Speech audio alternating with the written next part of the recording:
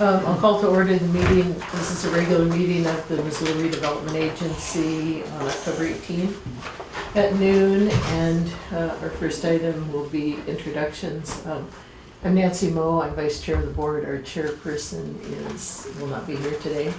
And also Tasha Jones will not be here either, but we do have a quorum. Ruth Ranking, board member. Melanie Brock, board member. Chris Bean, MR staff. Todd Gass, MRA staff. Joe Gazelle, private citizen. Barry Fisher, Riverfront Triangle. Grant Kier with the Missoula Economic Partnership. Dwight Easton with the Missoula Organization of Realtors. Leslie Pugh, MRA staff. Ellen Buchanan, MRA staff.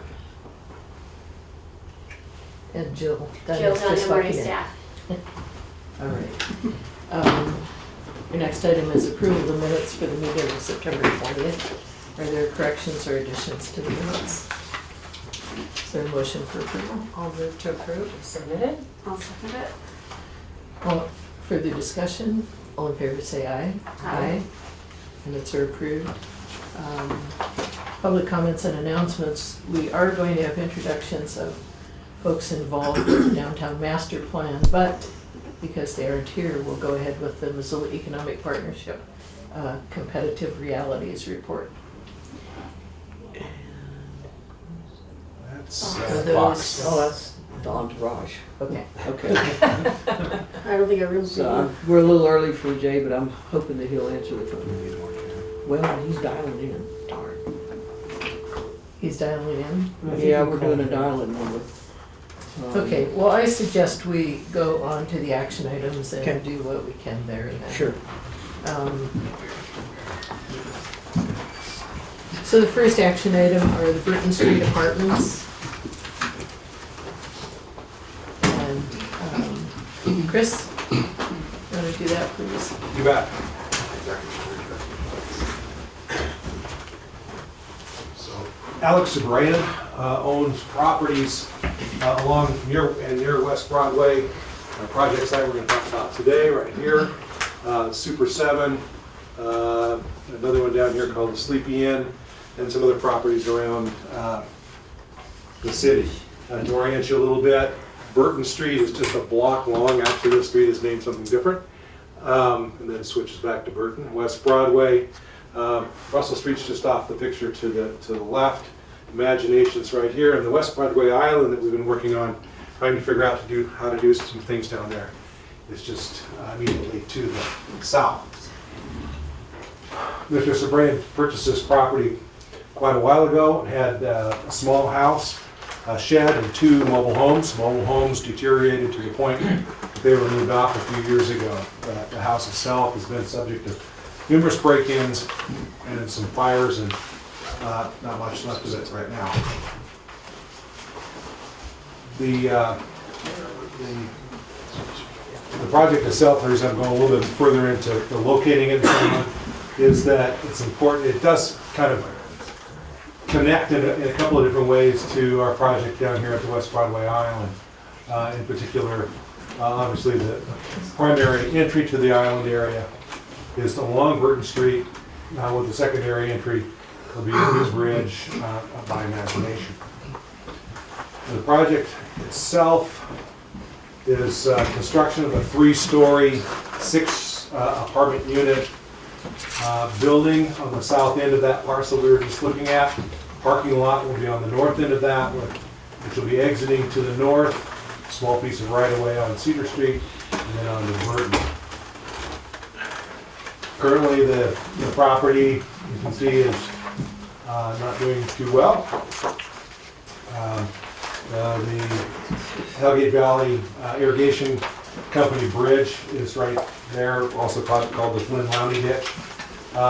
This area, if you recall a few months ago when we were talking about it, would end up with a new multi-use trail, which would link up to the sidewalk system on Broadway, and the Riverfront Trail that goes from from Burton Street to Russell Street in front of the Eagle Watch apartments for mobility impaired folks, and the Western Side. There's currently no trail to the west. There would be if we were able to get the island project done. That project was bid and is stalled right now. The bids came back quite high, unaffordably high. And we're working with the apparent low bidder to pare apart the project, try to reduce some costs and so on, and perhaps phase it into the future to be able to put in an affordable project that included the bridges and the trail on the south side, and then work with the north side portions a little bit as we move into the future. The project itself is a 3-story, relatively simple building. And one of the important pieces here that are opportunities, apparently, is that north here is to your left, by the way. So Broadway's over on this side of the page. But this is the trail that we were hoping to put in with the island project.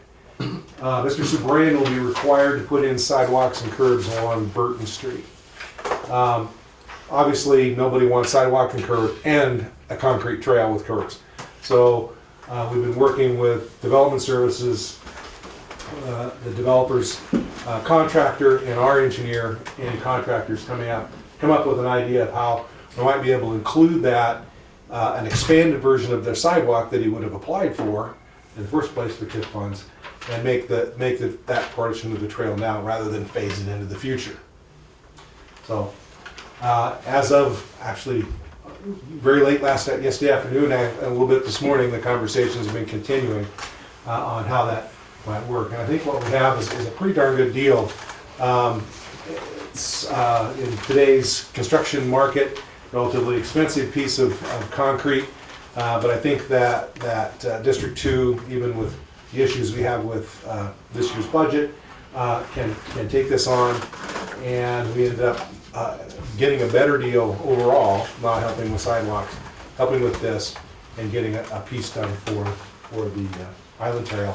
Take that out of the Island Trail project, and I think that we've got, it's gonna help everything come together quicker. So, Chris, since we're on that subject. Yep. You stated in your memo that you and the Island Project engineer were looking at the value of the estimate that we were given by the contractor on that to see if it matched, if it was a good value for this. yeah, as of that, that's what I learned yesterday and today, and that is actually the price of having the developer's contractor do this, and what we were able to extract out of the bid process that we conducted were very similar in terms of constructing this. If you look at not constructing the sidewalks, then this is a very good deal. So I think that we're in good shape. Plus we end up with, this one's a little bit more because it has some curbing around on Cedar Street.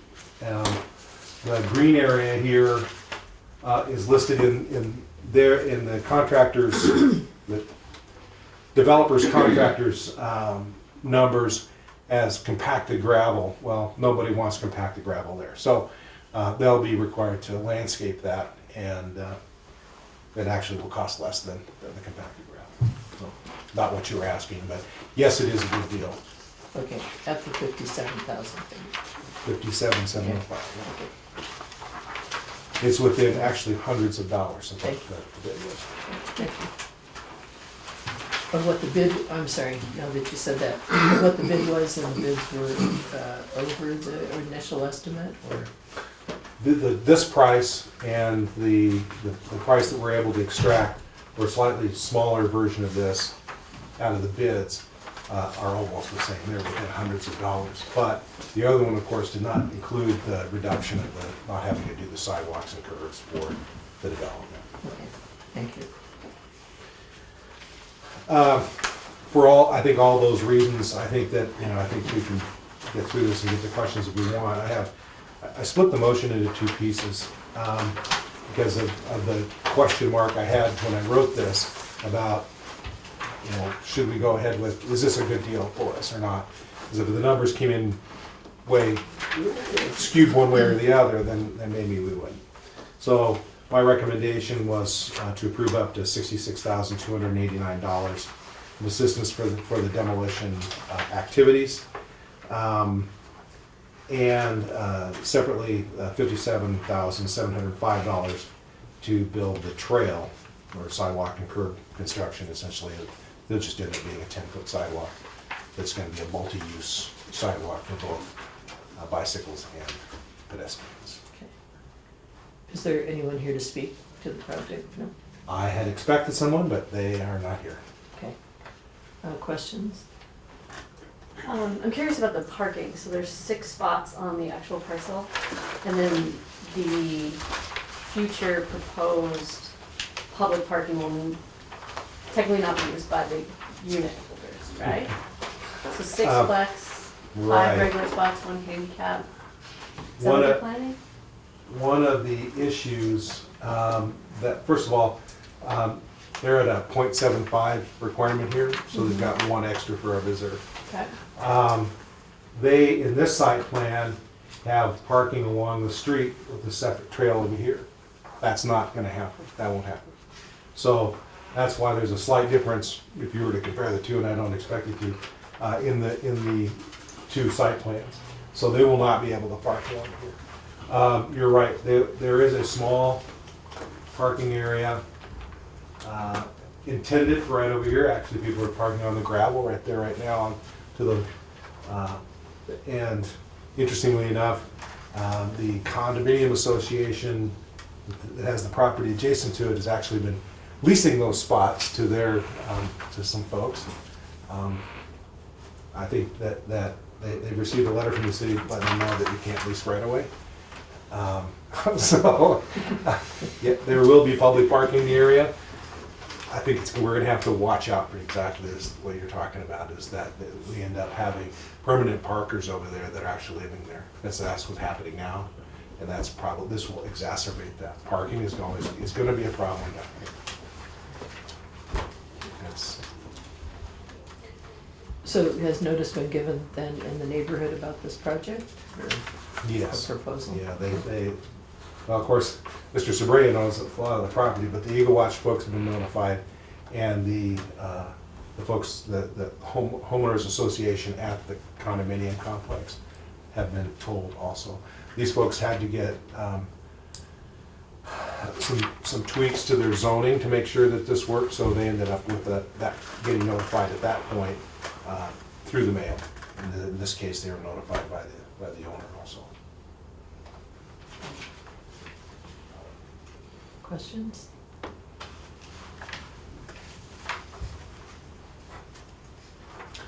What we're trying to do is to be sure that we're not just helping every project, as we talked about last month, but we're trying to maximize our impact on as far as we can, and I think this one does. We need to be able to get that island project moving. Comment that it obviously eliminates some light in Oh, the yeah. area. Yeah. And I think that it is an opportunity to work on that trail, at least start working on it, and not having to lump it into a future trail project, so. You're right, each time we do something new, positive down there, I think helps change the culture that we have going on down there right now, which is not good. Okay. Any further questions? Is there a motion? Oh, but you might have some questions. No questions were answered. Okay. Then I'll move to, do you have these in 2 motions? Since that's the way it's Presented. Sure. presented? Okay. Then I'll move to approve up to $66,289 in TIP program assistance to Alex Sabrand's project located at 525 Burton Street for demolition and asbestos removal related activities, subject to the traditional conditions of MRI places on such assistance. Is there a second? I'll second it. Further discussion? All those in favor say aye. Aye. One thing that Jill just pointed out to me is this mess of utility lines, the overhead lines up here. Unfortunately, the worst of the lines in the pole are service lines and poles, and we can't help with that. So a lot of that will have to move because of the size of the building and so on, but we are not able. Thank you. I will further move that we approve up to $57,705 TIP program assistance to Alex Sabrian's project located at 525 Burton Street for sidewalk and curb construction in accordance with the design developed for the West Broadway Island project, subject to the traditional conditions MRA places on such assistance. I'll second that. Further discussion? All those in favor say aye. Aye. Opposed? Passes. All right. So Mr. Garner's ready to Yes, join us. okay. So we're going to go from our action items back to the agenda as we have it, and that will be the presentation of the Montana Economic Development Comparative Realities Report. And we have Jay Garner is on the phone. How about that?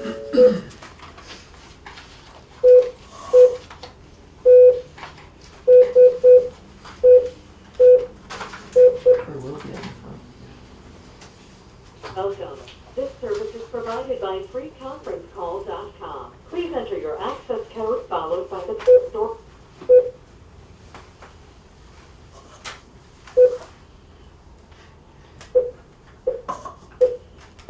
If you are the host, press star now. Otherwise, please wait and you will be joined into the conference.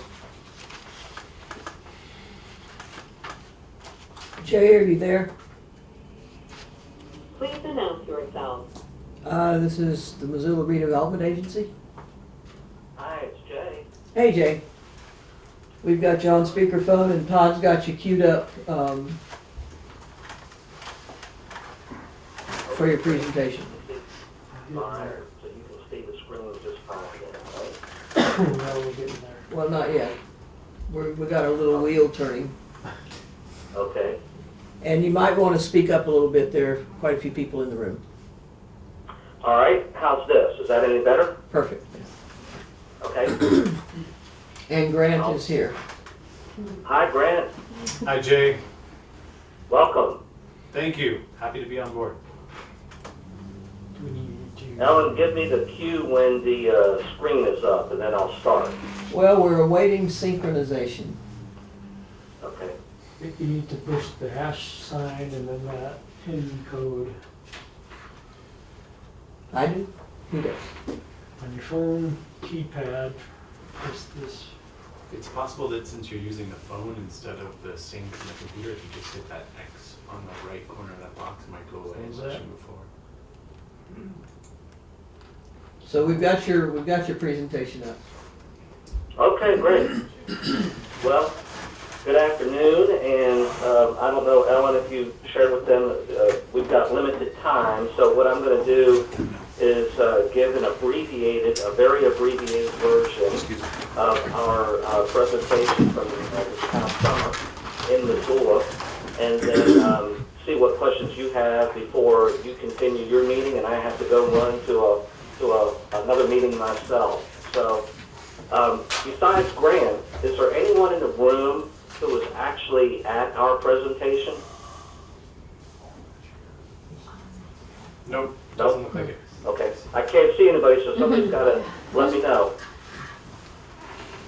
I think All not. right, so, and Ellen, I shared with you the PDF of the full report, which I would encourage everyone to take a look at. It's very detailed. Again, I'm only going to hit some high points in this. It's 135 pages, but that includes a number of appendices that support our conclusions and recommendations. The executive summary is only 5 pages, so, but to get the level of detail that you might want to see and read, you do want to take a gander at this full report. So, I am Jay Garner. I have an economic development and location advisory firm that's based in Atlanta, and we have representative offices in North Carolina, Berlin, Germany, and Seoul, Korea. So we help states and regions and communities do economic development planning, and we also assist corporate clients in their location advisory work, meaning companies engage us to help them analyze and evaluate locations for their investments, consolidations, sometimes closures. So we apply that knowledge whenever we're doing economic development work on behalf of a community like yours. All right, now, here we go. There we go. So we did this project, the methodology, in 3 phases. There was a very exhaustive discovery and evaluation phase that was then followed by strategy and then recommendations. Now, this is not a comprehensive economic development strategy. That is not what MEP engaged us to do. We were engaged by the city, and specifically Mayor Engen, in 2010 to come up with a targeted industry analysis for all of Missoula. That was all of Missoula County, and of course that incorporated the city of Missoula. As part of that targeted industry strategy, we made a number of recommendations so that the city could, and other partners, could effectively implement those recommendations. One of which was a reconstitution of what I think I remember it being called the Missoula Economic Development Corporation or something like that. And then that transformed itself with a number of changes to the Missoula Economic Partnership. The MEP engaged us in 2018, in the winter of 2018, to update that competitive realities report and also look at the organizational structure of MEP to see if it's being the most effective in its service delivery. And so that's what we did. And all of the recommendations that we've made relate to the successful execution of these targets. So again, it's not a comprehensive ED strategy. And so there may be things that you are wondering, well, why wasn't that in there? Well, it just wasn't our scope and our charge. When we came up with the optimal targets, we did that through what we call our desirability and feasibility screening matrix. We conducted a series of focus groups, of which I know Ellen was there. I'm not sure who else in the room might have attended. But we conducted several focus groups. We also did an electronic survey asking the participants about the business climate of Missoula City and Missoula County. And then as part of that and other parts of our due diligence, we did our analytical and quantitative analysis of what types of targets would be the best fit for the city and county based on the resources that exist. We came up with 4 targets, which some of which already exist. We renamed these, we relabeled them, excuse me. And then we added a new target under the community development component, which is the experiential economy, based on all of the visitation, the visitors, the hospitality sector that is existing and coming to the community. You'll see an asterisk under creative, professional, and business services. The successful execution of that target is directly tied to having the suitable space for what these kinds of companies are looking for, which is Class A office space, which you have in very limited quantity. And so there is a recommendation that will be forthcoming that is related to that. So there's much more detail of our targets within the full report. Would encourage you to look at that. It takes into consideration degree completions, what we call location quotient, meaning where you have a strong sector in occupations, where you don't, and we applied all of that technical component to allowing these kinds of targets to potentially succeed in Missoula County. Then we came up with recommendations, and we created these recommendations under three categories or three buckets.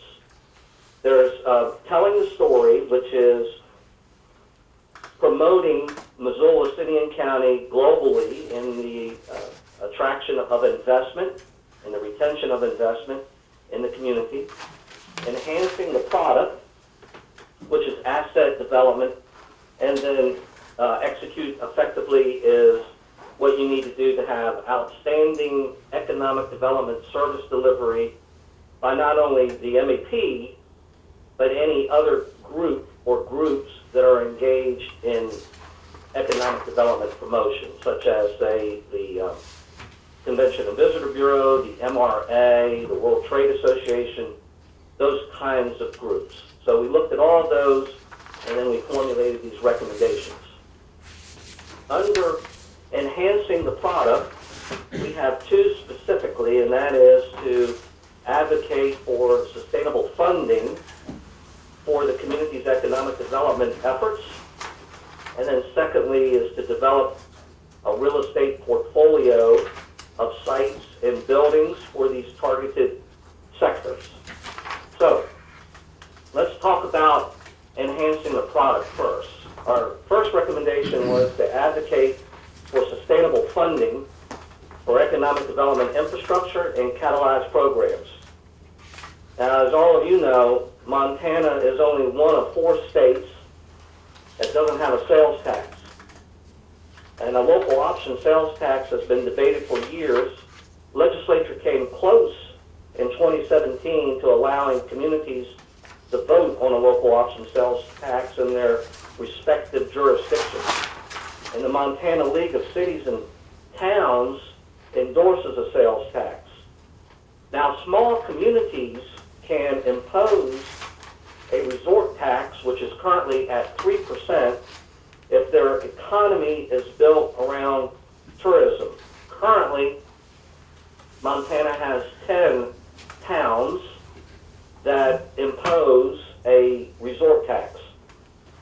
What we're suggesting is that you continue to advocate for the Texas model, which has 680 communities in Texas, which is a constitutional provision.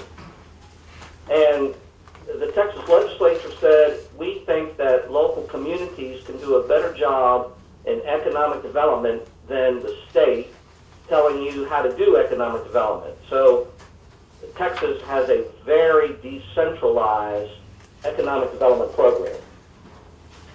And they are able to levy, if it's voted in by the public, a 0.5 cent sales tax for economic development. It's very generous in what it pays for. They call it Type A or Type B, depending on the model that the city votes in.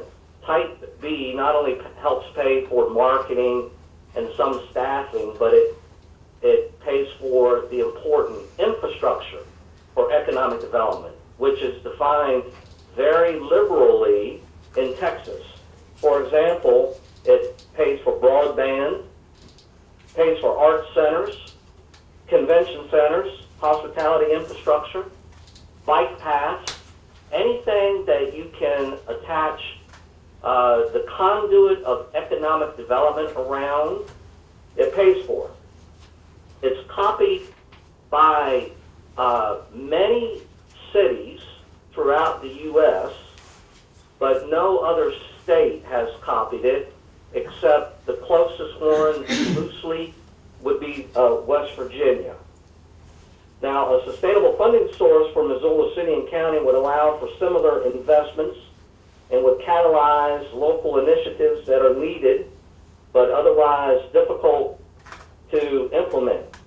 When we did our focus groups and when we did our electronic survey, there was a reoccurring theme from everyone, and that is that the MEP goes begging for money to do their job, and other economic development groups are doing the same if they're not funded by the public sector. And so this single effort would do more to transform the region economically and to help diversify its economy than any other recommendation. Now, in our report, we did a sales tax evaluation, and you don't have any leakage of sales tax, which is not a surprise to me, because you don't really have much competition of communities around you where people are going to leave Missoula to go shopping.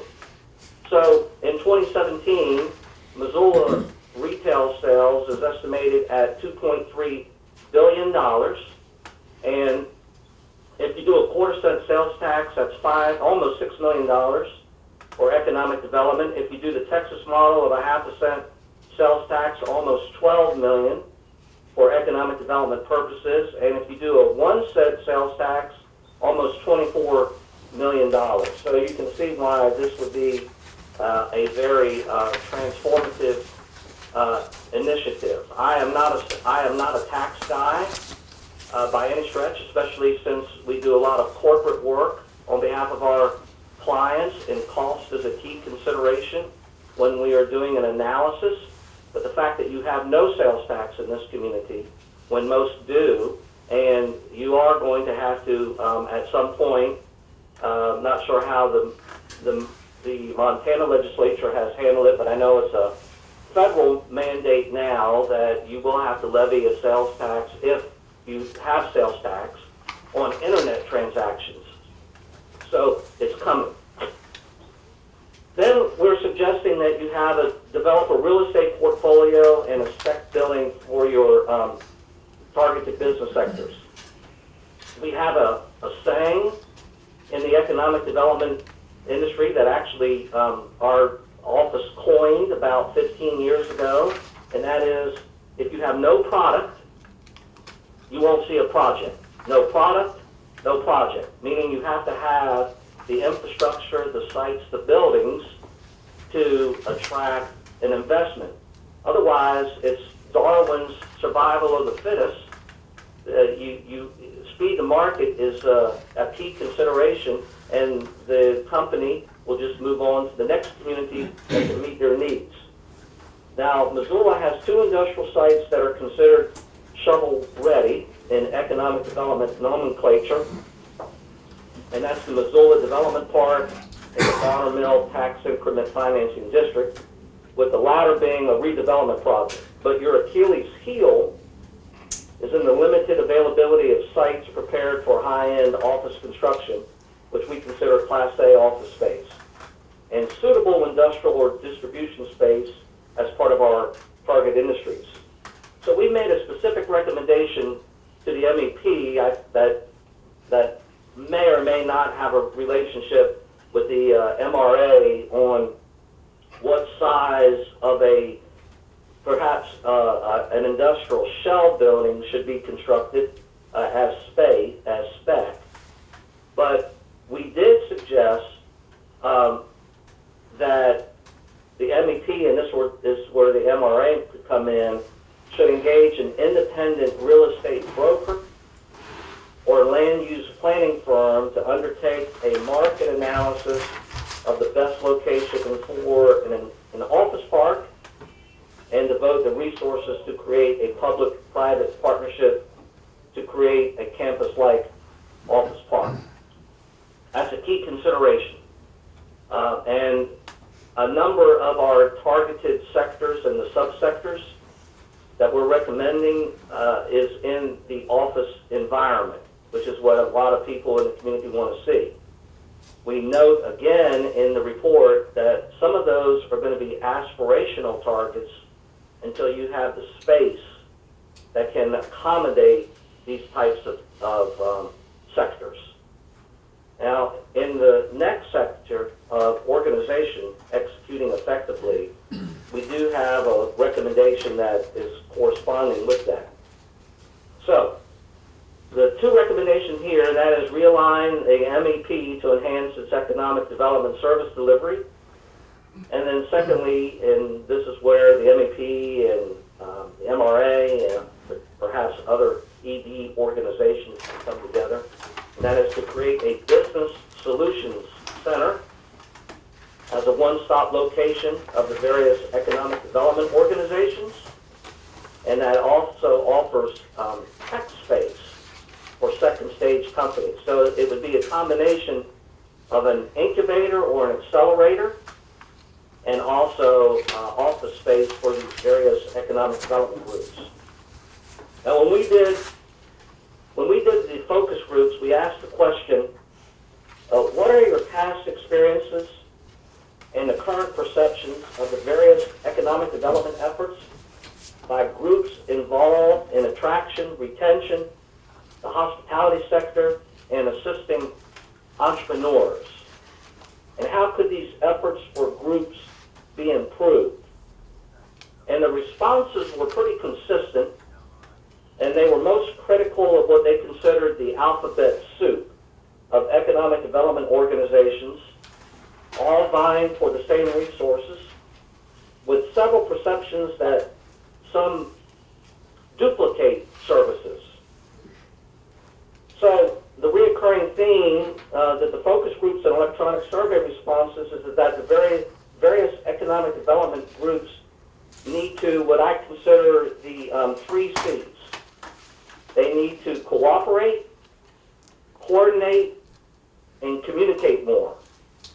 And to achieve that goal, consolidation is encouraged. Now, the MEP's promotional budget compared to those of peer organizations is low, especially if the area wants to compete and differentiate itself from other business locations. The entire MEP budget for promotional marketing outreach was $46,000, only $46,000. The operating budget for MEP is approximately $700,000. This budget's also low when you compare it to similar size economic development organizations based on population. And to contrast, the ED group in Great Falls, Montana has a 2018 operating budget of $1.5 million and a marketing budget of over $200,000. $200,000 for their marketing budget, $46,000 for yours. So pretty big contrast, and I see the 2 key leaders of the Great Falls group, Brett and Jolene, I see at various functions all over the country when they're out promoting themselves, like to our Site Selectors Guild. So our recommendation is to realign the MEP. We believe that the MEP should reorganize as a holding company, and we came up obviously with this recommendation before Grant was hired. It should be led by a CEO that has the leadership qualities needed to achieve success in economic development, and who can serve as both a catalyst and a facilitator to work with both the public and private sectors to achieve wealth building opportunities in Missoula. The MEP would evolve, Grant, from being a reactive organization that serves only as a facilitator to one that is proactive and a catalyst for transformative change. And then we're suggesting that the operating units under the reconstituted MEP would be for talent development and attraction, that's workforce, business investment, which includes attraction, retention, and entrepreneurship, and then thirdly, Destination Missoula, which is the CVB. And the latter 2 organizations and efforts are engaged in promotion and attraction of an external investment, companies, entrepreneurs, tourists, conventioneers. The only really new position would be the addition of a talent development and attraction person. In our strategy we've given in the full report, you'll see much more detail on how the org would be governed and the communication lines between those groups at the city, which is proactive, and the MEP, And in my presentation back in June, I did give strong kudos to Mayor Engen. I am very biased in my strong support of Mayor. I'm the one member of the Atlanta fan club of John Engen, and then I gave strong recommendation to Ellen, because frankly, you all have done just a simply exemplary work in helping to facilitate the economic growth of Missoula. Now, second one is create a business solution center that also offers tech space. You've heard me harp on the fact that you have limited Class A office space. At the same time, we came in contact with a lot of life science and tech-related businesses that are looking for somewhere between 1,000 and 5,000 square feet of space for both startup and second stage technology or life science related companies, and they want to be downtown. They've made that very clear, where many of these companies want to be. And moreover, the area's economic development support infrastructure is crowded and not easy to navigate. And so we're suggesting that the city and the MEP should advocate for the development of between 25 and 30,000 square feet of office space, of which 20% of that space should be set aside for the city and the MEP to house their respective economic development offices, and then 80% would be set aside to provide rental opportunities for these tech companies. So it would be a portion of a real estate play. And this would provide startup and second stage companies opportunities to grow in the attractive Class A space and to attract and retain talent and grow their businesses. We then get into telling the story. This is the communication components. Most of this falls under the responsibility and the confines of MEP. Based on the limited amount of time, I'm going to skip over this because I do want to be able to engage you all in any questions you may have. But you can see the recommendations that we've made to the MEP to enhance their marketing efforts.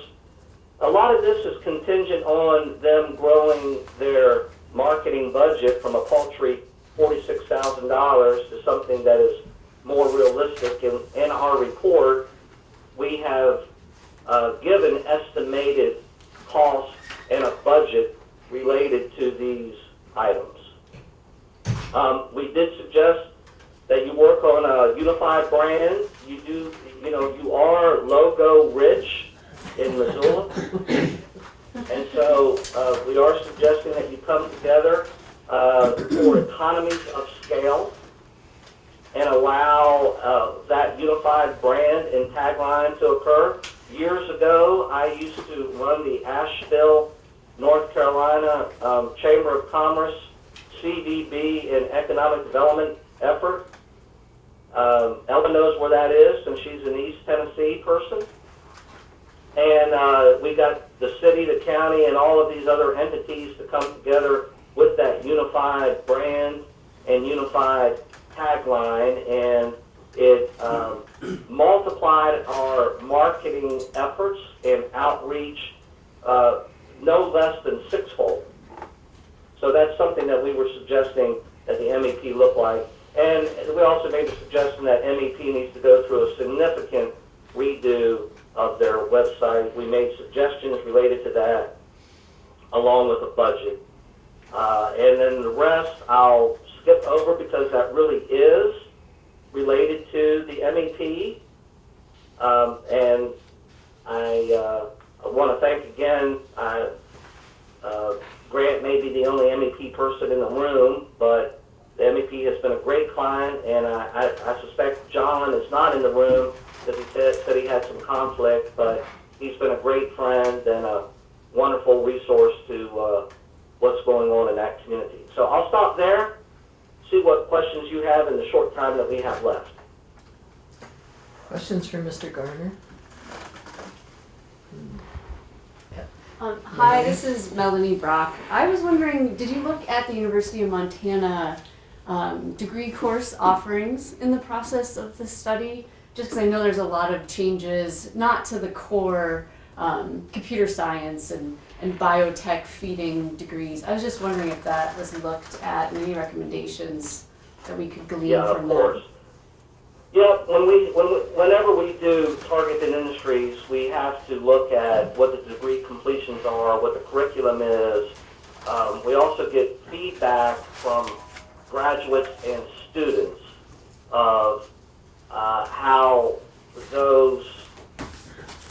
that curriculum is being taught in the university or by whatever academic institution is offering it in that community. So yes, we did.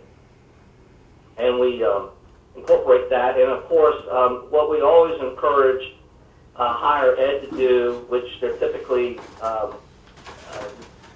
challenged to do, is to be more adaptive and flexible in their curriculum offerings based on changes in global and local economic conditions. So hopefully you all can continue to emphasize that to the university and to your technical college system. Thank you. There are other areas of the workforce that do not involve university degrees. Does your report address availability and development of lower level workforces? We took in consideration feedback from everyone in academia who gave us feedback on what was being offered in K through 12, like career academies, early college, anything of that nature, technical college or community college, and then 4-year and more higher ed. So we took all of that in consideration. Would encourage you to review the report to see that. Thank you. Other questions? I'm interested in hearing what the news ED of MEP has to say, or CEO as the case may be. I'm not sure yet either. Now that I can't We'll go with hear. Executive Director. You can't hear. Does Jay need anyone, does anyone have more questions for Jay before I say a few words? And I don't know if you want to keep him on or let him go at this point? Do you have a preference? Well, you might have something to add to your comments. Sure. Yeah, go ahead. I guess the first thing I want to do is say thank you for inviting Jay and I here today. Also, thank you for being equal investors in this report. It wouldn't have happened without you, and we're really grateful for your partnership there. I guess what I would like to do is just acknowledge that we are in this process right now of a transition, and I think it was, having been a board member of MEP, I'm grateful that in this transition, leadership of the board took a pause to say, who are we? Are we being effective, and how can we be more effective in the community? That's what got me excited about applying and taking on this job. I think I would be, misleading you if I wouldn't suggest that that transition is still taking place. And I think I want to just acknowledge that we are still digesting this report, and in part of my coming on board at MEP, I'm trying to reach out to our partners in the communities, developers in the community, to make sure that we understand what parts of this resonate and make sense to people, which parts we can move forward on quickly and achieve some measurable success, and which parts we need to move slower on.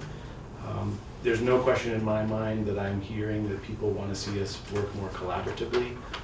I guess I believe I was hired because the board believes in my commitment to collaboration, and I want to stress that today I hope is the start of a dialogue of how we work more closely together. I'm eager to work as close as you are willing and to learn as much about what you're doing and how we can be effective together. I think that there's a real need for us to focus here, and I think this gives us some strong points around which to focus. To address your question, Mel, I think that what we've defined as the areas of focus and the strengths of Missoula dovetail really nicely with what the president's office has come out with in terms of the strategic plan moving forward at the university. I'm very optimistic that right now there's a level of collaboration and a willingness to engage the community that we haven't seen in my time in Missoula, and that this transition at MEP and us figuring out how to restructure fits really nicely in the context of other transitions happening in town. One of the reasons I'm moving slowly to make sure we get this right is that I want us to come out of this process as an organization that complements the strengths of existing organizations here, does reduce redundancies, because I do believe we have a lot of demands in our community and we don't have the resources to meet them all. And I want to make sure that we are a lean and effective organization that plays the right role in the community moving forward.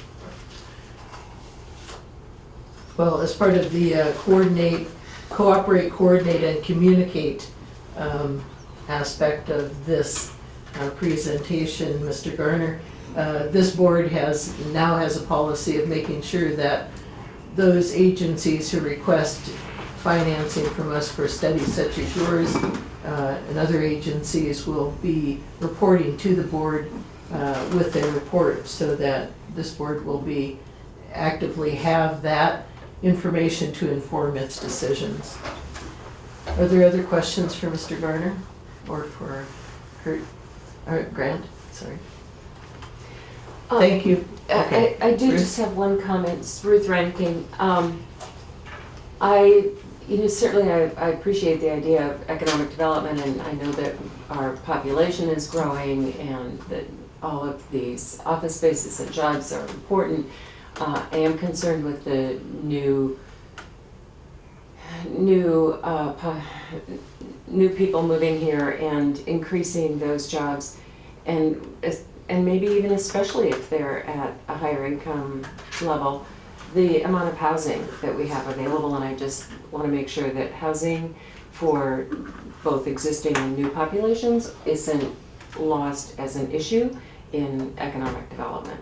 And I'm not just talking affordable housing, but all levels of housing. I just want to make sure it doesn't get lost and isn't thought of as a separate issue. Thank you, Ruth. Thank you, Mr. Garner. Thank you for coming and presenting your report to us. Thanks, Jay. My pleasure. Thank If you. you ever need to reach out to me, you have my info, and feel free to do so. Thank you, sir. And we did send the full report. We've attached it to the agenda, and all the board members have access to it, as does the Okay, public. good. Okay. Thanks. We'll sign it Yes, off. ma'am. All right. Ellen, on the downtown master plan, are those folks?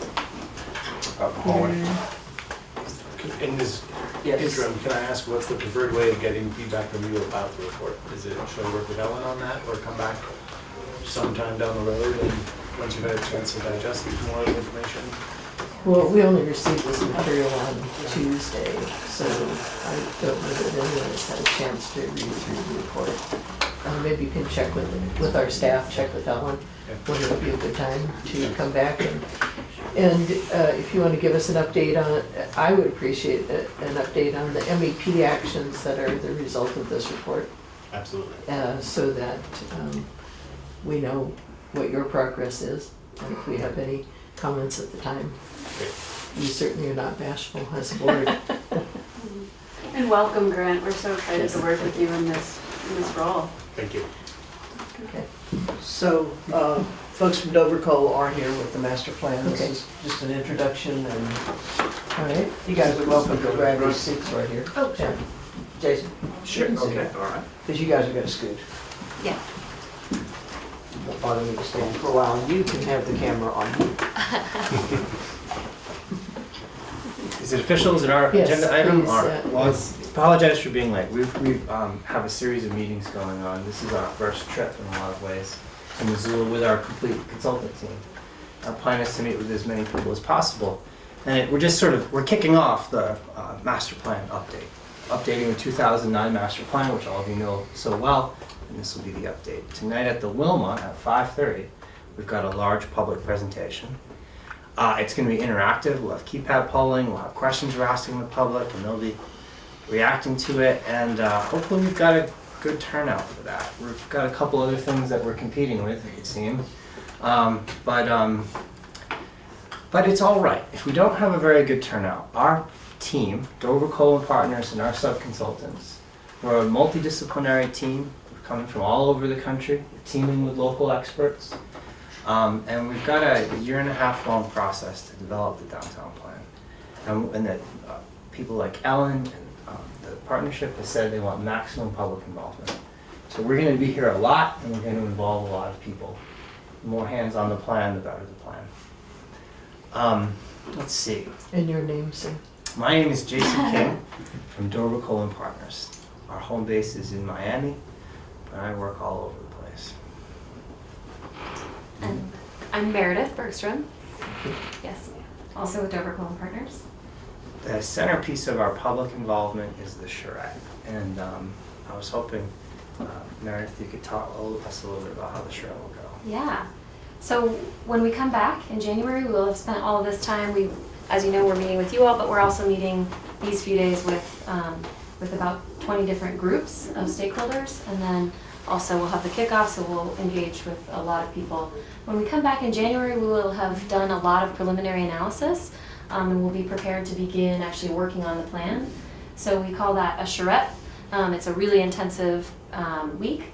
We'll start off with a hands-on design session, and we hope that you'll help us get people there as well. People actually draw on maps and give us ideas. We'll spend the week at an open design studio. We're very transparent. Everything we're working on, people are welcome to come and engage with as we're doing it. We're working on locations for that.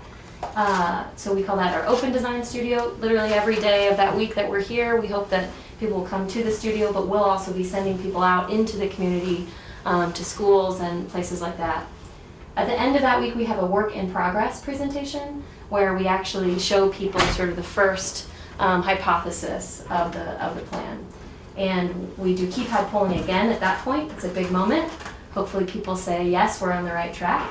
And we call that week, a lot of what we're doing is propose and dispose. So we're really showing what we think people have told us and then responding to that input. So that's a really big week. Part of what we're doing here now is promoting that. So we hope that you'll all be involved in that week as well. We really appreciate the opportunity. Of course, from that week, then we do quite a bit of work. Come back for draft presentations and that sort of a thing. Yeah, I mean, it's a historic time for Missoula. It's not often you find the money as you have in order to do the plan holistically, in order to do it right in the way that involves everyone. You have a track record of plan implementation. Look at all the items on this memorandum, and you've been working hard on all of them. You have your successes. This is going to create another work plan for the city and for the MRA in terms of what to do. Now, we need your ideas. The way it works for an out-of-town consultant is you bring your good ideas to us, and we give it to our economists or our transportation experts or our architects, and we take your ideas and we make that the plan. So yeah, January 14th is in some ways the big day that we're hoping you guys could be part. That's the kickoff of the charrette. And then there are a lot of meetings. We'll meet again. Next time we meet, we'll be drawing and showing, proposing and disposing like Meredith was talking about. But I just hope we're able to pair your great ideas with our very talented designers, and we can come up with a new agenda for the next 10 years that you're excited to be implementing, in addition to all the great work that you're doing. Yeah. And Ellen, is this, do these folks have access to the past projects that MRA has done? We have totally overloaded them with every Okay. plan we thought about. Okay. I've read Yeah. every one of these projects. Different members of our team specialize in different things. We're passing those plans off to them so that way they can also read. Meredith is an expert on all kinds of stuff. So yeah, this plan has to build on what you've already done, and it has to sort of reinvigorate any effort that you've had that's stalled. And the best big plan is a compilation of the smaller plans, like what you're working on, and new ones that you have in mind. Sounds very exciting. Well, and so far we've had several meetings already, some yesterday, one that was extremely well attended with the various boards. And this morning with the master plan implementation committee augmented by some people who are going to be on the steering committee who are not on the implementation committee, it became really apparent to me that an hour for these discussions just isn't going to cut it, which is why they were late. Because since then they've met with business owners and with historic preservation folks. This afternoon is packed, tomorrow is packed all day, and they're staying through Saturday and will be tabling at the Clark Fork Farmers Market. Yep, So that's they'll right. get to That's see another. Missoula at its best. Absolutely. We're gonna have a booth if you just wanna come and talk planning.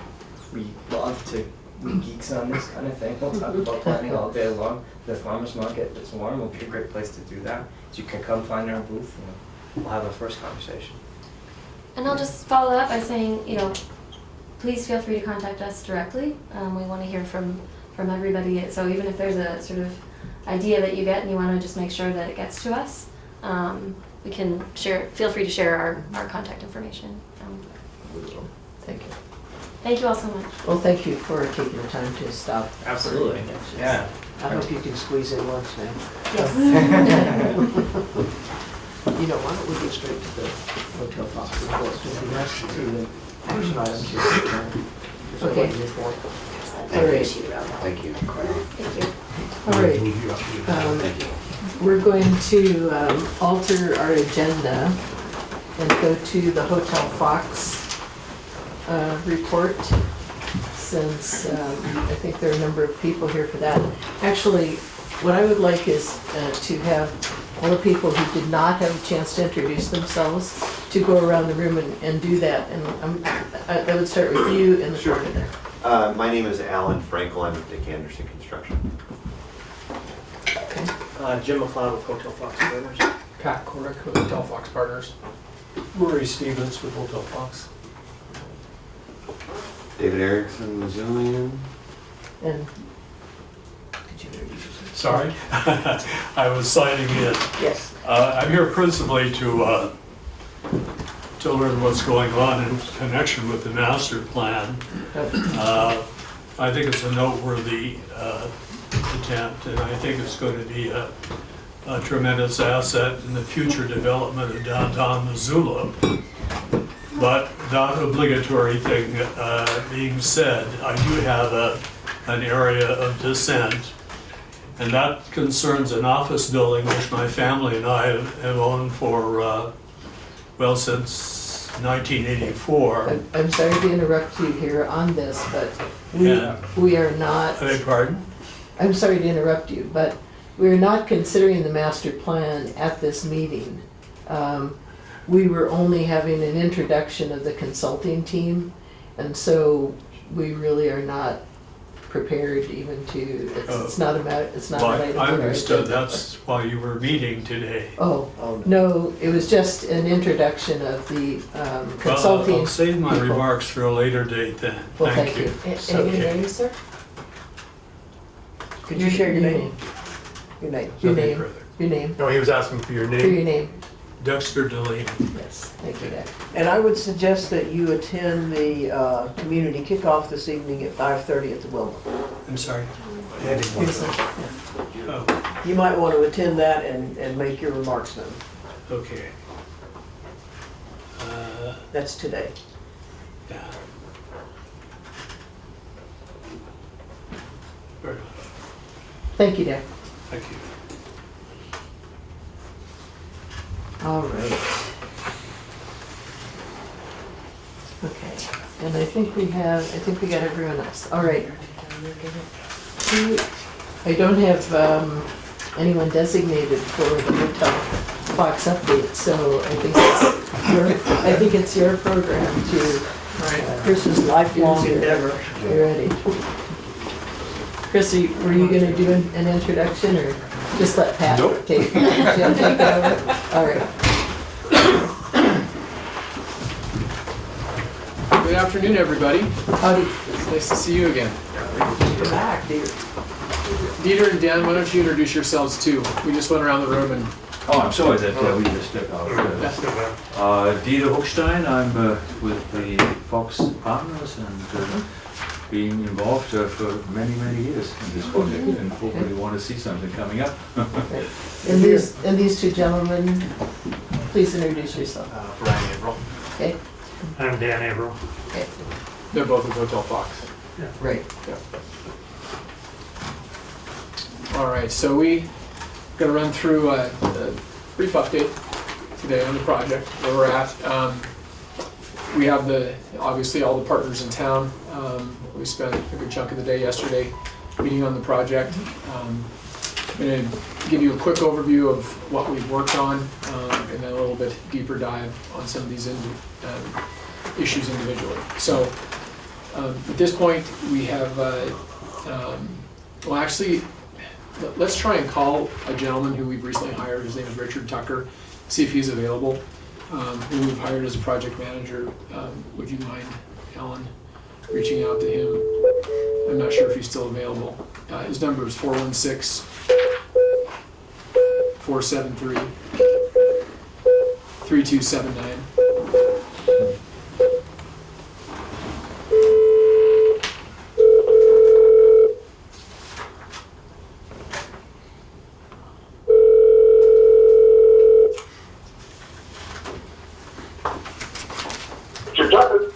Hello, Richard.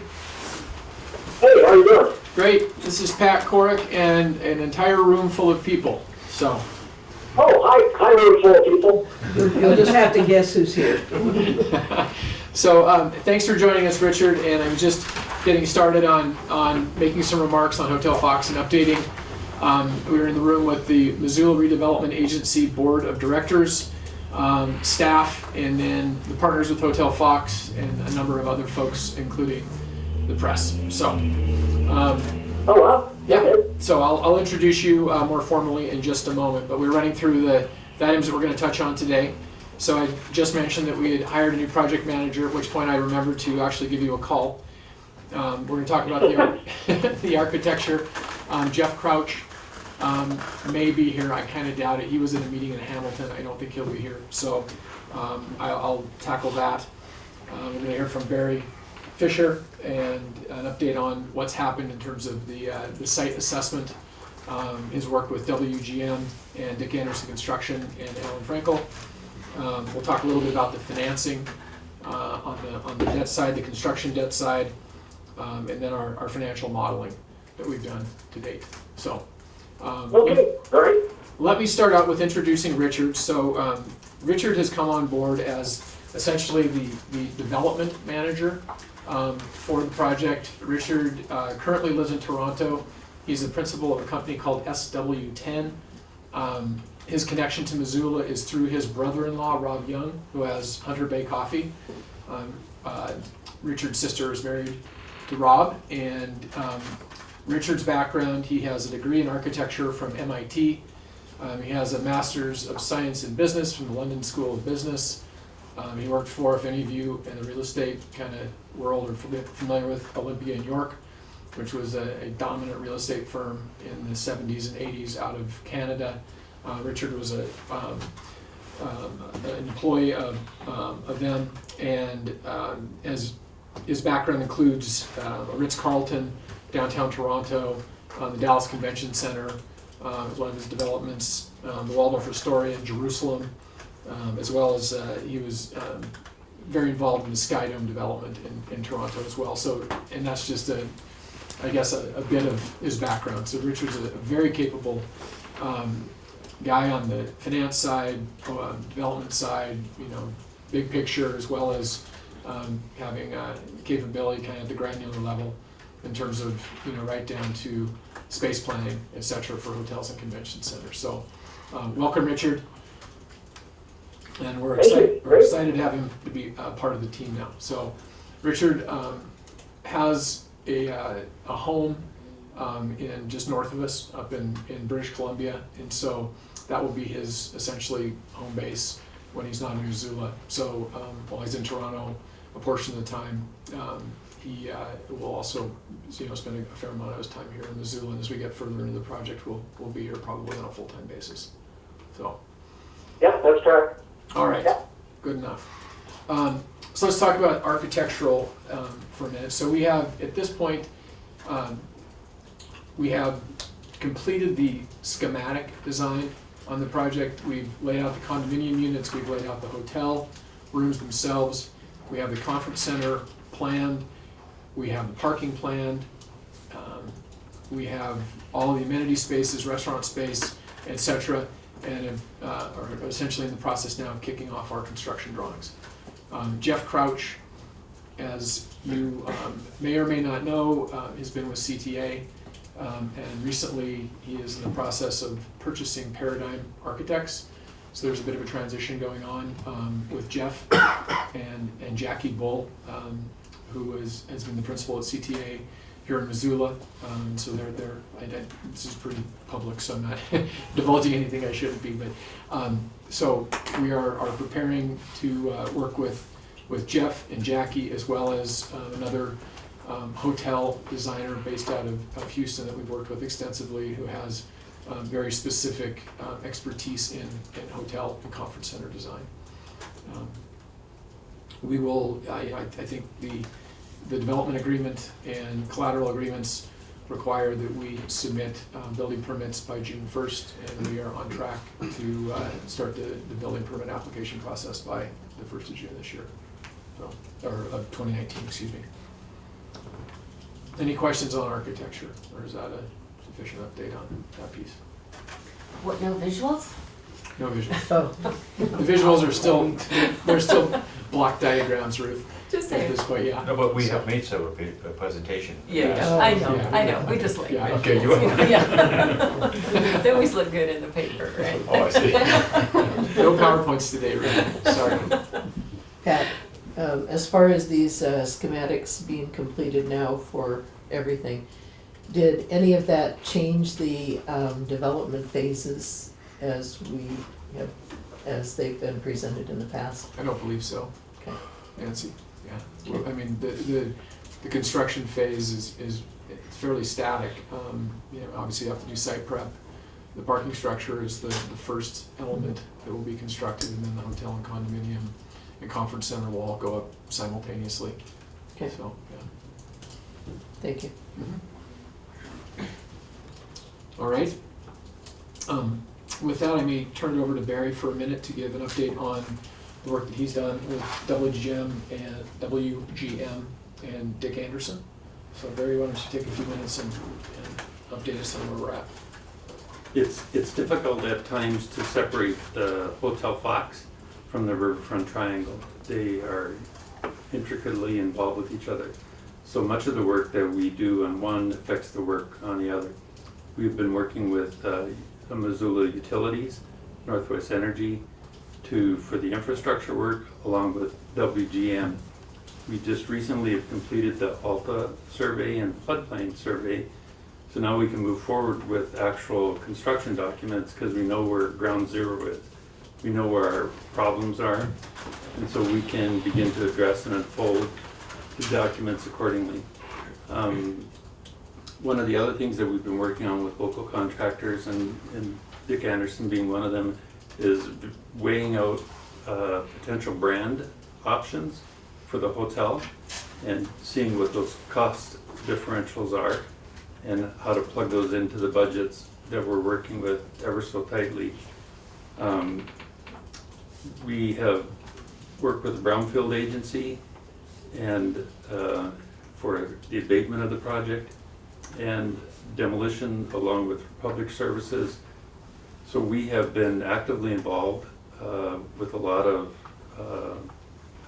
pre-work so that when we actually begin work, instead of being 3 months behind, we are right on track.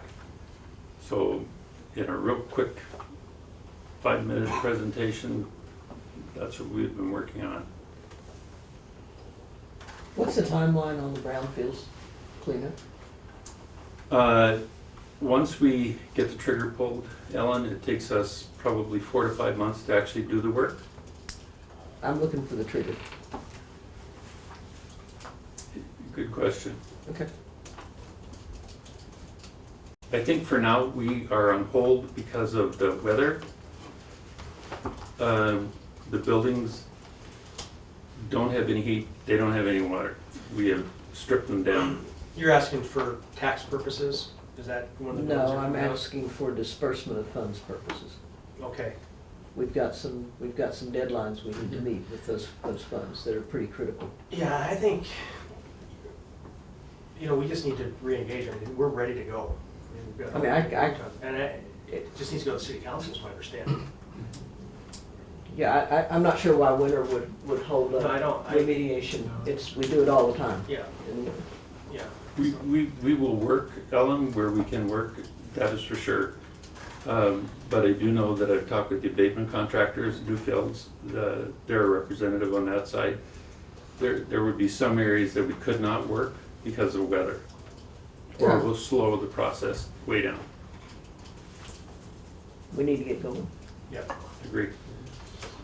So did the investigation that you did, I'll ask a similar question, did that find anything that was unanticipated or is gonna cause major problems other than what was seen before? The floodplain,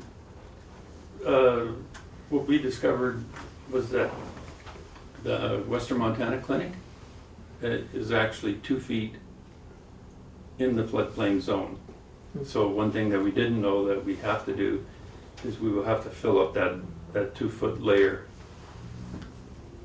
and compact it, and then through Loma and other agencies, that'll take us all out of the problem area. Anything in the environmental assessments? No issues, no problems. Good Thank old you. asbestos, lead-based paint and asbestos. Yeah. Right. Okay, That was it? yeah, I think so. Great, thanks, Barry. Thank you. And I think it's worth noting that, we're working with Dick Anderson on preliminary pricing. And as you all know, we're in a fairly challenging environment from a construction pricing standpoint. Continues to get, basically worse every day. I've got a lot of relief in sight, but,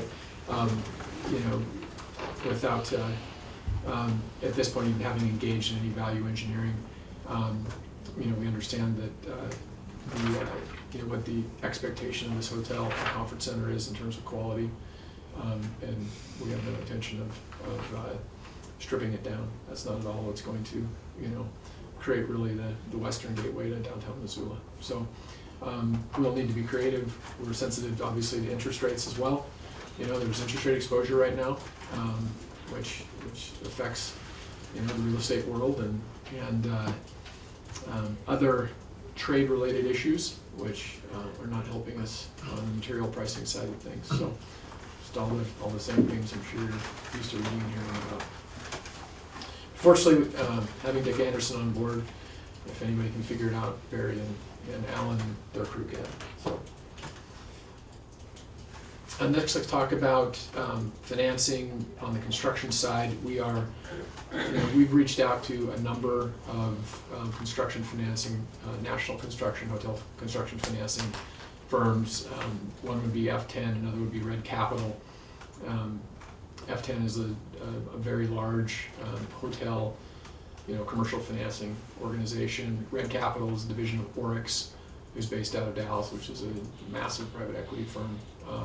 And so they have both in-house funds as well as third-party brokerage relationships into the capital markets. And those are just a couple examples of who we're talking to. We'll also engage regional lenders. One of the challenges of a project this big is that a lot of the smaller, local lenders just don't have the capacity to do it. Start talking about syndications or partnerships between the various smaller lenders, which really creates some challenges. So there are several, obviously, lenders in Montana and regionally who could potentially handle this. Just as a question then of, their appetite for a hotel project, their lending limits relative to specific commercial asset exposure, etc. So we will certainly touch base with local firms as well as national firms as we go through that evaluation. We've completed our financial model, which may not sound like a major issue, but on a project of this magnitude with this many moving pieces, this is certainly in my career the most complex financial model that we've put together. We've been working with a gentleman named Stephen Smith, who's one of the better Excel modelers I've been around. I've been around a lot of them. And we spent probably 3 or 4 months building out the base infrastructure for this model. We didn't want to take a canned model, which are out there, work through, there are companies, for instance, where you have former Goldman Sachs bankers, and they've built financial modeling companies around their kind of canned applications. We wanted to start from scratch, recognizing that we wanted to understand every input that goes into this model and understand, therefore, every output that comes out of it. And so we spent a fair amount of time and capital building out that model. It's completed. We have a financial model that demonstrates the project is it's reasonable in terms of return expectations for equity. We're certainly not in the range where we're doing backflips, but we're also not in the range where we're pulling back from the deal either. So I just wanted to let you know that the financial modeling, is it's a very robust model and one that we're now comfortable moving forward. Is issues change, pricing changes, TIF amounts change. These things we're able to very quickly understand how everything from interest rate exposure to construction pricing changes impact our bottom line and our expectations for equity, etc. And excuse me, yes, do you have a target for when you'll know the financing is secure or you've made your decisions? we're working right now on raising equity for the project, and we are actively in the marketplace. And so over the course of the next several months, Nancy, we should have that piece of the puzzle complete. And many times that equity will come with, it may have its own capital relationships on the debt side, or it may not. And so we'll continue down the path of working on the commercial or construction financing independent, but we may also end up with a capital partner who has, possibly in-house or even other third-party relationships that we would explore. I think that happens though, the equity piece is probably locked down in the next 2 to 3 months, and then construction financing will follow shortly thereafter. Once we have enough development on the design side, on the design documents to the point where we can start to pull together real construction numbers. Thank you. Mm-hmm. All right. Open to any other questions. That's essentially where we're at right now. So. Got anything to add? No questions, no. I think You're that. gonna embellish, you always embellish. I know, yeah, I can imagine. Go Oh, I ahead. did have one. Did you want to say No, something? no, I will say something, yeah, sure. Go. Go ahead, no, you go ahead. Remind me, is it Averill Hospitality operating the hotel? It's actually a combination of Averill Hospitality and a company called AH Management, and they're the management entity. They manage the DoubleTree currently. Nice, that's exciting. Which is under full renovation right now. We're doing all guest rooms starting in November until March. And then the following year, we have a new lobby, and so it's gonna be an exciting hotel. You're not gonna recognize it anymore. Nice. It's gonna be really center of the community, I think. We love your whitefish properties, so your brand in Missoula is exciting too. Right, thank you. Could you do a vegetarian option for City Club? You bet, we do anything.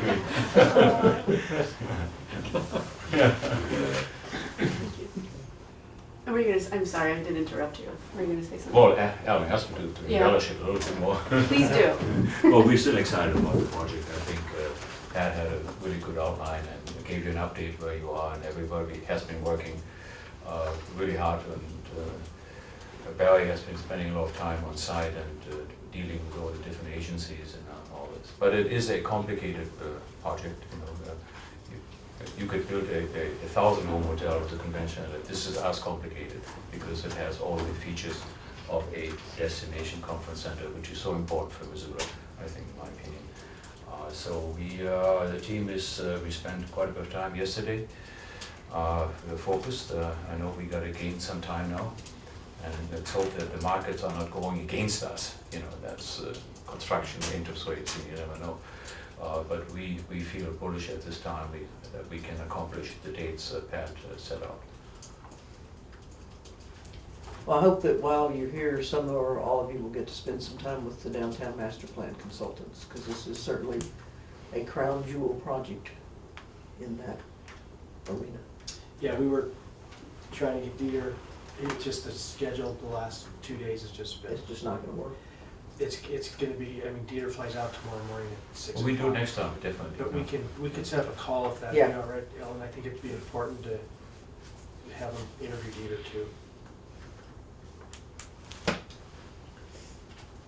Right, and you heard the folks who introduced themselves, the Downtown Master Plan, they're eager to have as much I'll be there information 4 as they times can. tomorrow. Yeah. Yeah, these guys are getting plenty of experience. Okay. You've got 10, I've got 4, Oh, because I've got the parking commission. Okay.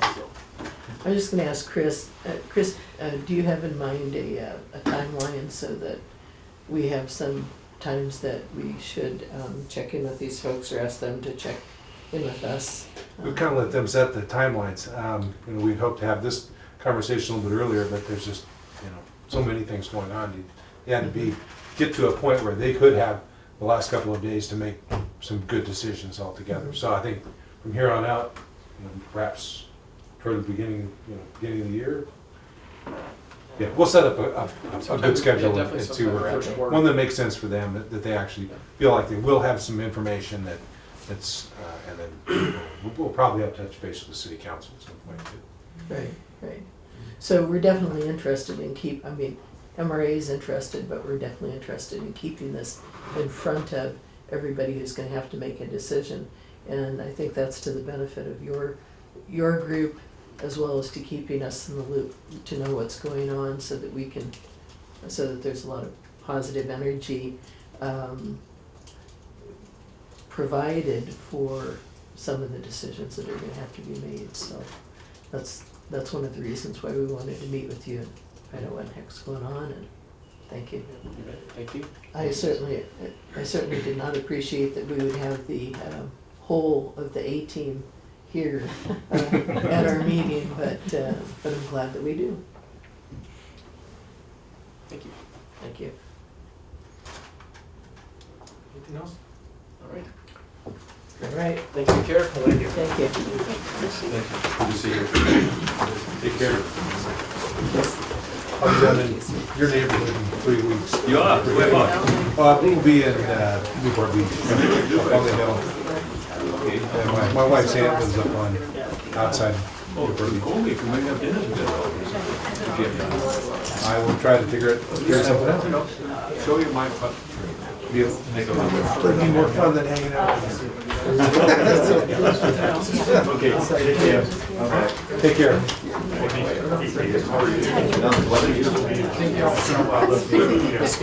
Thanks, Pat.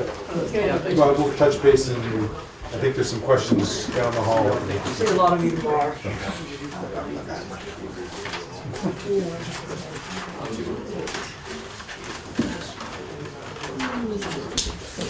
You can see Carl keeps much better control because everyone waits until he tells them they can leave. I think these guys know the drill so well, they didn't have to be told. Okay. We are now at the fiscal year 2019 on action items, the amended budget, and Ellen has a request for some amendments to the budget, and those amendments are already reflected in, as Jill notes, they're reflected in the amended budget, so. Not to be presumptuous. Just Yeah, efficient. just a. Yeah. Okay. So, are you gonna, Jill, are you gonna do this at Ellen? What are you gonna I can let Ellen review kind of what she Okay. decided. Yes, I guess it was 2 meetings ago, we kind of formalized where we were gonna take the remittance dollars from, in terms of which district would contribute what to that pot of money. And with the understanding that we didn't have final numbers at that point in time, we didn't know what mill values were gonna be, we were still playing with the numbers that were moving around. And at the last board meeting, I had suggested a couple of programmatic changes, which I guess catalyzed a pretty healthy discussion about what the board wanted to do relative to prioritization and how we achieve the most flexibility with what funding we have available to us. And I indicated at the time that I was probably going to look at the remittance distribution and maybe rethink that with the new numbers that we have. I've run it a bunch of different ways. I don't think we have to do anything at this point in time that keeps us from amending where those remittance dollars come from if something comes through the door that we're not expecting. So I'm not recommending at this time that we change the remittance formula, if you will. We proposed to leave it the way it was presented to you 2 months ago. But the discussion that we had last month was kind of revolved around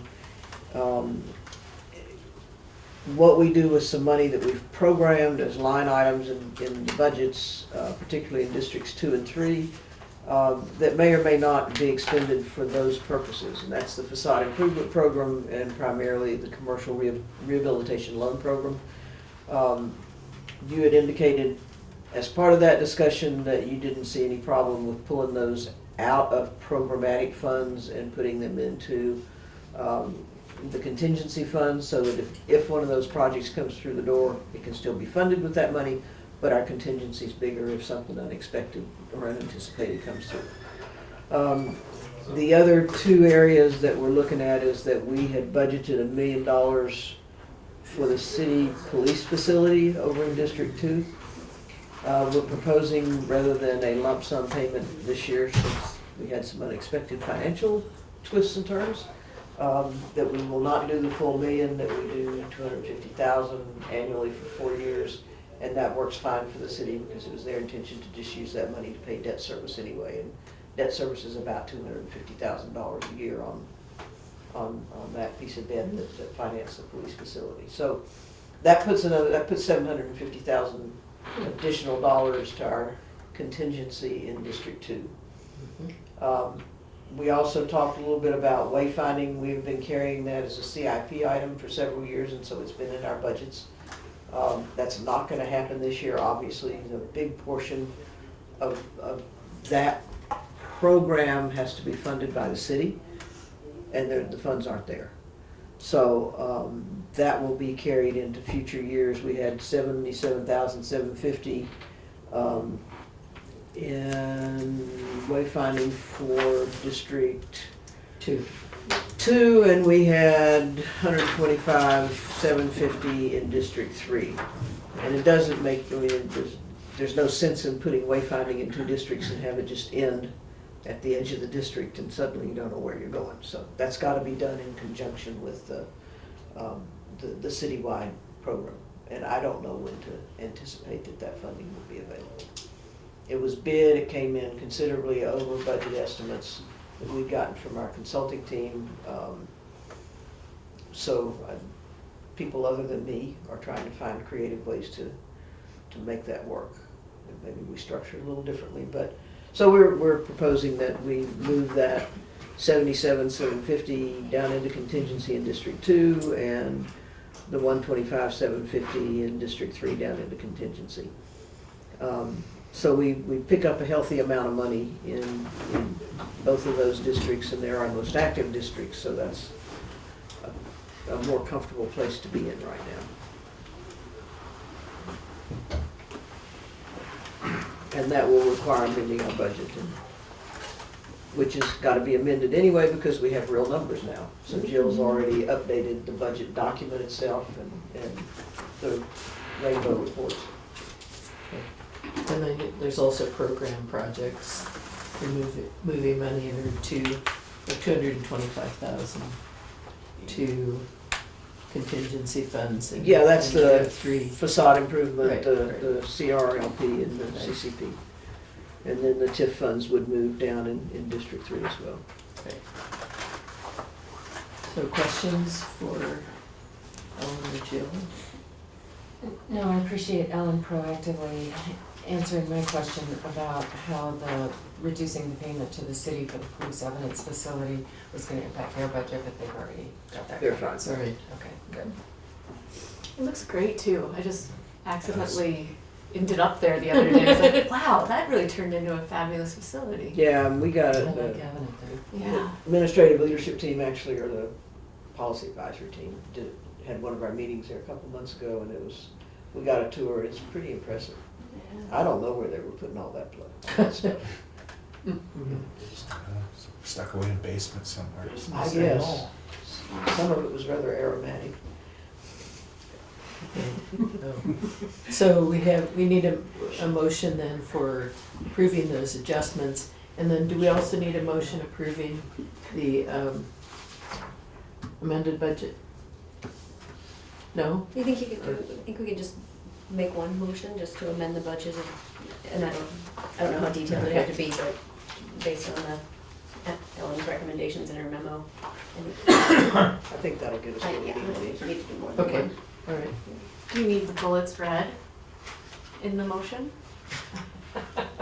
I think we've decided that now that we're on TV, we need to. We post need to. it so that Okay. public Do you want me to take a turn? understands.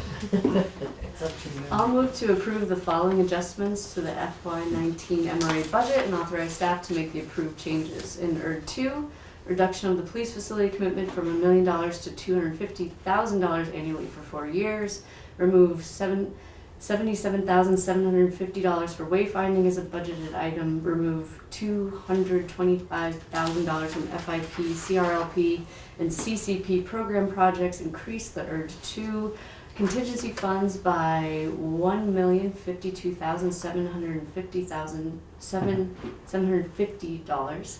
In ERD 3, remove $125,750 for wayfinding as a budgeted item. Remove the remaining $300,000 in uncommitted funds from FIP program funds, and increase the ERD 3 contingency funds by $425,750. Is there a second? I'll second, did we need, but question, did we need to actually specify that we were approving the amended budget? And I'll accept that and add to my original motion and approve the FY19 MRA amended budget. Can I do that? I will second that as well. Okay. Is there further discussion? All those in favor say aye. Aye. Motion passes. Now, our last action item is 2019 street tree planting. Annette. Annette asked me Where if is I she? would present Oh. this. She left town. Annette was in Philadelphia today. Oh. She's at a conference. Landscape architecture conference.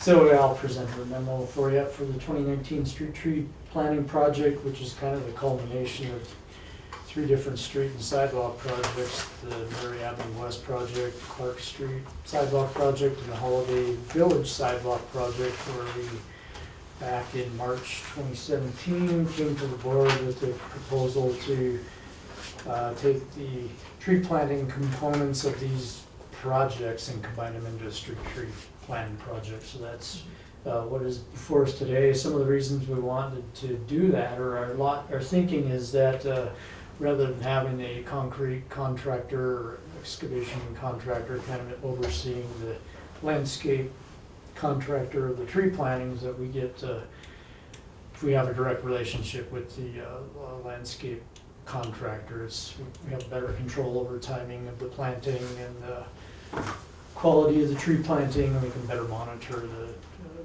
maintenance of the trees during the 2-year maintenance and warranty periods. So that's kind of the reason why we wanted to bring that together. I think we get some better economies of scales also. There's 67 trees that will be going in various parts of District 3.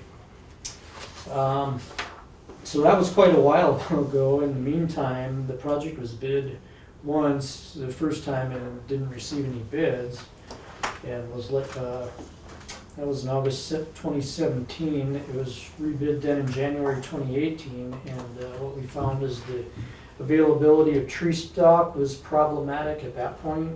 And so I think what we learned through experience then, trial and error, is that bidding a project like this in the early fall is good timing for availability of trees for next spring. And so that project was advertised again at the end of September, and 2 bids are received this time. Valley Landscaping of Missoula is the apparent low responsible bidder with a bid price of $69,660, which is quite a bit less than what Annette had calculated as for an estimate, which I think she was aiming kind of conservatively, because we had some unknowns in there maybe. So the staff recommendation is that the board move to award a construction contract for the 2019 street tree planting project to Valley Landscaping in an amount not to exceed $69,660.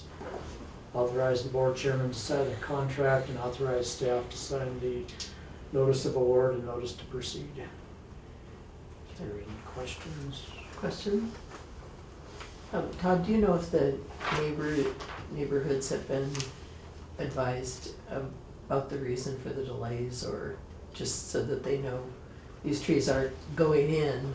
I don't think they haven't been, that I know, advised why they're not going in, but I think I'll talk to Annette about this, probably do a notice to where the locations where they're going in, and give them some notice that hey, the trees are coming in. Okay, yeah, just so that they know, because it may have been something that was anticipated under our original expectation. Yeah, surprisingly, I haven't heard anything from any neighbors out there that, okay, we're Ruth did. I did, and now Oh, you did? And now I can I'm sorry, I pass haven't this heard on. that. But, yeah, I think there should be some notice to them that it'll be happening in the spring. Apparently, when you're working at this volume, you've got to order them ahead of time, and they'll make sure they're available for you in the spring. Yeah. We have an issue with availability of landscaping. Yeah. Also with that notice might include a responsibility to those property owners to let whoever should be notified if some of those trees die, because they're under a 2-year maintenance contract. And occasionally you see that, and I don't know if there are regular patrols that go out and look for dead trees or not, but certainly the homeowners or the property owners could notify whoever should be notified. Well, we try to do that too while they're under warranty, so Oh, we okay. get out ahead of that. Okay. Yeah, we'll be monitoring that, for the Oh, 2 years good. that the landscape contractor is responsible for them. And then probably at the end of that period, maybe notify the property owners where they've gone in of what the ordinance is, that they become your property owner's responsibility Okay, at good. that point, so. All right, any other questions? Is there a motion? I'll move to award the construction contract for the 2019 street tree planting project in Earth 3 to Valley Landscaping, Inc. in an amount not to exceed $69,660, and authorize the MRA board chair to sign the contract, and authorize staff to sign the notice of award and the notice to proceed. Second? Is there a second? I'll second it. Any further discussion? All those in favor say aye. Aye. Motion passes. Okay. Then we have, under staff reports, Jill has us all up to date with the figures from the Department of Revenue for our rainbow reports. Questions, or do you want to add comments on that one? And then there's a lot of budget reports in this meeting, so I did not print out FY18, but every month I get, that becomes a little bit more solid as far as where that's gonna end up, and the auditors will be here in a couple weeks to do their field work, and then there'll be a final version of that FY18 rainbow report. They are linked to the agenda online if you have any interest in looking at them and everything else. And you received, happy to answer any questions. Yeah, the big thing with those is just understanding what the carryover is after the auditors make their adjustments and stuff. Right. Is there anything else? I would just like to ask the board members to put January 14th on your calendars for the downtown master plan charrette. Nothing else coming before the board, the meeting is adjourned. Thank you very much. I never thought we'd get out of here this early.